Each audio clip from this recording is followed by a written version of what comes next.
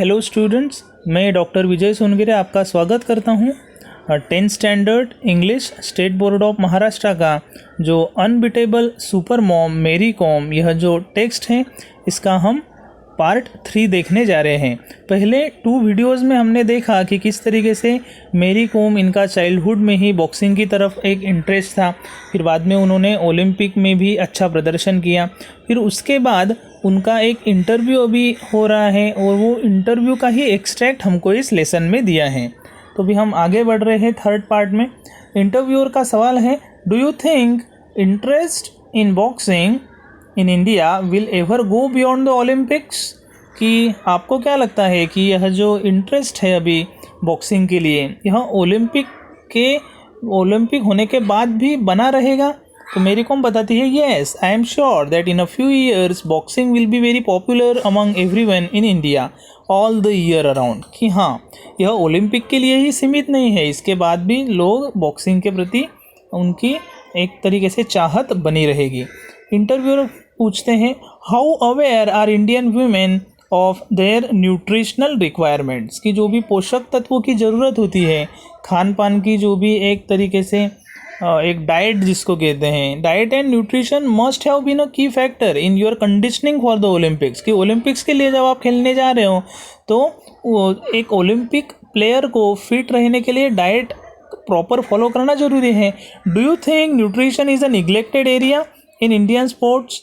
की इंटरव्यूअर का सवाल है कि न्यूट्रिशन यह एक निग्लेक्टेड एरिया है क्या इंडियन स्पोर्ट में? तो मेरी कॉम जवाब देती है, the awareness is growing now among the female athletes when it comes to nutritional requirements. कि जो भी न्यूट्रिशन से रिलेटेड, जो भी डाइट से रिलेटेड जो भी अभी अवेयरनेस है वो बढ़ रहा है एथलीट्स का। इंडिया में भी स्पोर्ट्स में एक अवेयरनेस आया है। Nutrition has definitely been a neglected area in Indian sports. कि हाँ, वो मेरी कॉम मानती है कि न्यूट्रिशन जो भी पोषक तत्व के बारे में, फूड के बारे में इतना कॉन्शियसनेस इंडिया में स्पोर्ट्स में जो खेलते हैं उनमें नहीं है, बट अभी कुछ ना कुछ जो कॉन्शियसनेस है, अवेयरनेस बढ़ रही है। आई हैड टू गेन, फिर वो अपना खुद का एक एग्जाम्पल शेयर कर रही है, इंसिडेंट बता रही है। I had to gain 3 kilogram since I had to fight in the 51 kilogram. कि मुझे 3 किलोग्राम मेरा जो वेट है वो बढ़ाना पड़ा था, क्योंकि मुझे 51 किलोग्राम के एक इवेंट में जो ग्रुप में खेला जाता है तो उसके लिए मेरी कॉम ने भी 3 किलोग्राम वेट बढ़ाया था of the usual 48 kgs that I fight in. So I had to focus on what to eat. तो वैसा करने के लिए मुझे मेरे खान पान पर बहुत ही ध्यान देना पड़ा। I gained weight by eating the right kind of healthy food. कि मैंने वेट गेन किया, यानी वेट में बढ़ोतरी की, तो उसके लिए मुझे खाने पीने पर ध्यान देना पड़ा rather than bad saturated fats. Interviewer फिर पूछते हैं, how big a role did OGQ plays in shaping the boxing scene in India for the better? कि OGQ ये एक ओलंपिक गोल्ड क्वेस्ट, ऐसा एक नॉन प्रॉफिट ऑर्गेनाइजेशन है जो एक प्रॉफिट के लिए वो काम नहीं करते। It is called non profit organisation. तो ये जो ऑर्गेनाइजेशन है ये इंडियन एथलीट्स को एक तरीके से प्रमोट करता है, उनको सपोर्ट करता है ताकि वो ओलंपिक के लिए खेलें और इंडिया के लिए मेडल्स लाएं। ऐसा ये ऑर्गेनाइजेशन है। तो इंटरव्यूअर का सवाल है, how big a role did OGQ play in shaping the boxing scene in India for the better? कि आप क्या समझते हो OGQ के रोल के बारे में, कि उनका क्या कंट्रीब्यूशन है इंडिया के जो बॉक्सर्स हैं उनके इम्प्रूवमेंट में OGQ का क्या रोल है? OGQ the full form of OGQ is Olympic gold quest, की जो नॉन प्रॉफिट ऑर्गेनाइजेशन है। तो मेरी कॉम बताती है, OGQ really played an important part in my success. कि OGQ का मेरे सक्सेस में, मेरी सफलता में बहुत ही इम्पोर्टेंट योगदान रहा। They help me out when ever I needed something. कि जब भी मुझे ज़रूरत पड़ी तब उन्होंने मुझे मदद की। दे टुक केयर ऑफ एवरीथिंग, उन्होंने हर चीज़ का ख्याल रखा। Which help me focus on my boxing and cap me stress free. कि उन्होंने जिस तरीके से ख्याल रखा मेरा, तो मुझे फोकस करने में मदद हुई और मैंने एक स्ट्रेस फ्री तरीके से मेरा एक परफॉर्मेंस किया। इंटरव्यूअर फिर पूछते हैं, what is your opinion on the future of Indian boxing?